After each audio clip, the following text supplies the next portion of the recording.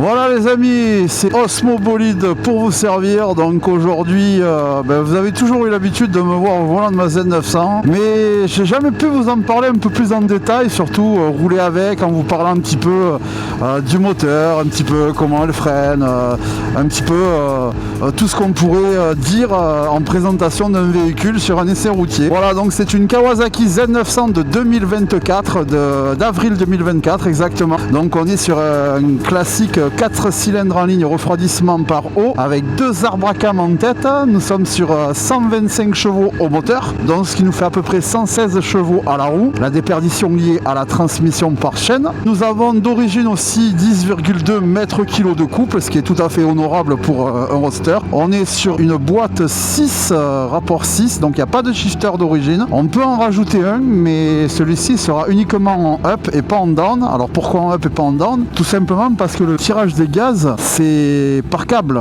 Voilà, il aurait fallu que ce soit un potentiomètre. Ça freine très bien. Moi, je suis pas sur la version SE, mais sur la version standard. Du coup, en fait, donc c'est des étriers 4 pistons, double étrier 4 pistons en avant. C'est du Nissin. Alors, c'est pas des radios, hein. Ces radios, on les retrouve que sur la version SE. Et on a un freinage qui est vraiment, qui mord énormément, hein. Vraiment. Là, je vais vous faire par exemple un petit freinage d'urgence en 6 avec le freinage arrière. Donc 3, 2, 1.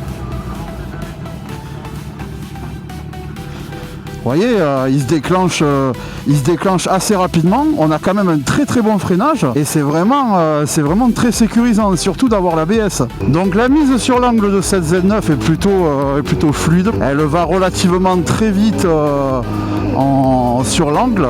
Alors bon là, malheureusement aujourd'hui, le pneu arrière est quand même assez abîmé puisque j'ai un plat sur la bande de roulement. Il faut quand même un petit peu plus forcer pour pouvoir le mettre sur l'angle, enfin la mettre sur l'angle. Mais sinon, en règle générale, la mise sur l'angle est très fluide. D'origine, on est sur une monte de Dunlop Road Sport Max, il me semble. Alors en toute honnêteté, c'est vraiment pas du tout la marque par excellence. C'est même une catastrophe parce qu'il y en a beaucoup qui l'enlèvent après avoir acheté la moto ou tout simplement après avoir fait les 1000 premiers kilomètres. Alors moi, j'ai réussi à faire 4500 km avec. Et là, actuellement, je suis sur des Bridgestone S21 Hyper Sport. Franchement, c'est très bien. La monte est très bien. Elle chauffe assez rapidement. Elle se désagrège pas très rapidement non plus. Et j'en suis plutôt satisfait. Donc là, par exemple, là, on est en 6ème à 74-75 km/h à peu près. Et le moteur, en fait, il claque pas du tout, hein. Si je veux faire une relance, regardez, j'ouvre. Elle repart, hein. Je veux dire, là je suis à fond, elle repart bien. Alors forcément, elle va pas repartir comme si on était en seconde, mais c'est tout à fait correct, je veux dire, hein. Alors l'aérodynamisme sur le Z900 est quand même relativement plutôt efficace. On n'a pas trop la tête qui part en arrière. Alors je pense que ça a été plutôt bien étudié par Kawasaki. Après c'est sûr que ça vaut pas une moto avec une bulle intégrale, ça c'est sûr, hein. Donc ça on peut pas non plus trop en demander. Par exemple, je vais vous faire un petit arrêt d'urgence pour le frein avant. Donc 3, 2, 1, go.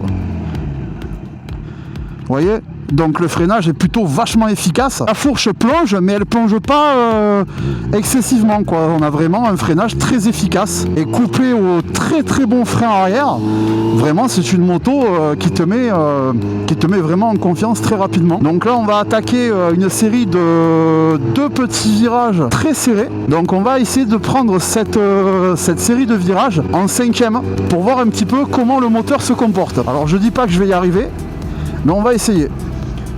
Donc là je suis en 5ème. Alors elle le prend pas. En 3ème elle le prend. Parce que là le virage est vraiment très serré. Donc il faut pas exagérer non plus. Vous voyez, par exemple là je suis en 3ème sur un 4 cylindres. Et regardez la moto. Et la moto elle reprend toute seule.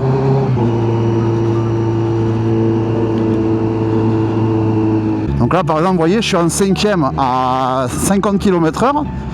Je freine et là regardez, hop, je reprends la moto, elle se relance toute seule et c'est tout fluide, le moteur n'a pas claqué, le moteur n'a pas calé surtout, et ça c'est génial. C'est avec cette moto là, la boîte de vitesse est étagée de façon à ce que tu peux rentrer à 40 km/h en 6ème dans un rond-point, tu peux ressortir sans que le moteur il fasse ta ta ta ta ta ou qui cale ou qui tape, qui tambourine comme pas permis. Et ça, pour ça, c'est vrai que Kawasaki ils ont vraiment super bien travaillé là-dessus. Ensuite il y a eu une reprogrammation le remappage de la cartographie. Je l'ai fait passer au banc. Et d'origine, on est sur donc 125 à moteur et 116 à la roue. Actuellement, je suis à 147,2 à la roue. Donc il faut compter 10 de plus pour le moteur. Et je suis à 11,87 mètres kg de couple. Donc j'ai gagné 31 chevaux et quasiment 1,5 mètres kg de couple. C'est énorme, ça sert à rien, c'est inutile, mais c'est un kiff parce que la moto elle est pleine à tous les régimes, que tu sois en première ou en sixième, elle relance, il n'y a pas de temps mort, elle n'est pas creuse à bas régime. Là tu vois par exemple je suis en quatrième, regarde. Tu vois je relance, je suis en quatrième à 40, regarde, je vais ouvrir, regarde.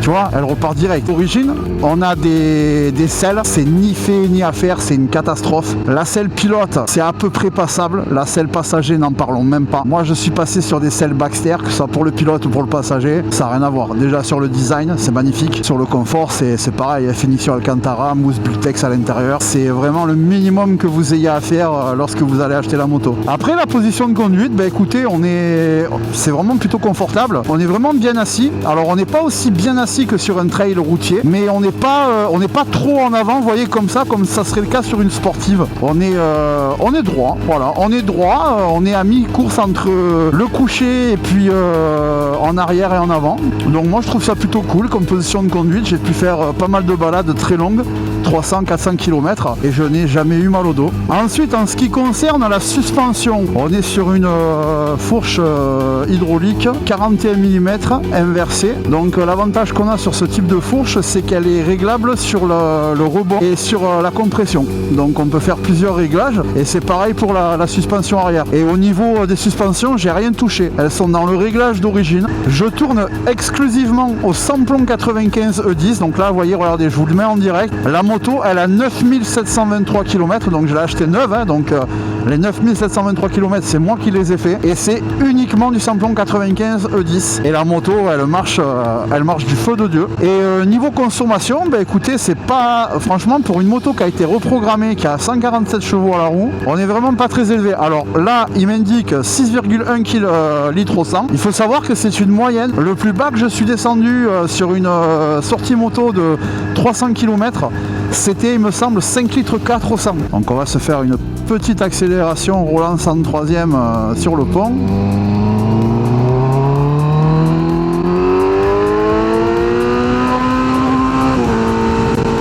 Donc vous voyez, ça part direct, hein. Ça c'est impressionnant. Pour ça, elle est vraiment gavée à tous les régimes. Et là encore, l'accélération que je viens de vous faire, j'étais pas à fond sur la poignée des gaz, hein. Je devais être que à même pas aux 2 tiers, hein. Allez, on va se faire un arrêt d'urgence, un petit arrêt d'urgence en quatrième à 70 avec les 2 freins. 1, 2, 3. Vous voyez, ça freine rapidement. Donc vraiment, cette moto, elle a vraiment tout pour elle. Un compteur qui est très complet, mais vraiment hyper complet. Et ça, j'avoue que c'est vraiment très efficace. Puisque là, ici, à cet endroit-là, nous avons l'heure. Juste là, on a la température moteur. Alors, c'est pas de l'huile, il faut faire attention. C'est le liquide de refroidissement. Dans l'odomètre, que je peux régler avec la touche qui est ici. Donc là, on a le kilométrage de la moto. Donc là, 9731, pardon. Quand je fais un push vers le haut, j'ai le trip A à 87,7 km. Je mets toujours le plein dans la moto pour être tranquille. Donc là, ça veut dire que j'ai fait 87,8 km depuis la dernière fois que j'ai fait le plein. Ensuite, ici, nous avons tout simplement le compteur, la jauge d'essence, hein. Là, le petit logo qui est ici, je vais essayer d'agrandir pour que vous voyez le mieux. Ça veut dire que, en gros, on est dans la plage idéale au niveau consommation. Ensuite, nous avons l'indicateur de rapport engagé. Donc, vous voyez, par exemple, là, on est en quatrième, gear 4. En haut, nous avons le mode dans lequel on est. Donc, le mode sport, c'est le mode le plus puissant.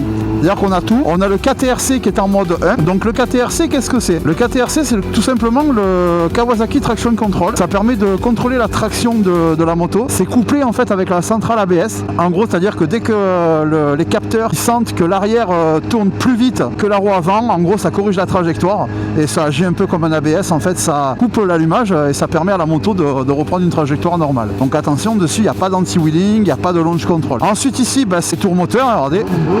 Voilà, donc on a les tours moteurs. Surtout qu'en plus de ça, ici, il y a un petit voyant qui lui permet d'adapter la luminosité en fonction de là où on se trouve. S'il fait trop nuit, trop jour ou quoi, la luminosité va baisser, vous voyez. Là par exemple, on a une luminosité qui est assez basse. Et ensuite, ce qui est super avec ce compteur, alors là je peux pas le faire pendant que je roule, parce qu'on a un bouton ici, un bouton là.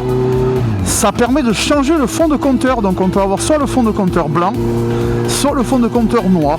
Donc après, ce qui est bien avec cette moto, c'est que sa boîte de vitesse est tellement souple que comme sur beaucoup d'autres motos, on peut arriver à passer les rapports sans forcément avoir besoin de jouer avec l'embrayage.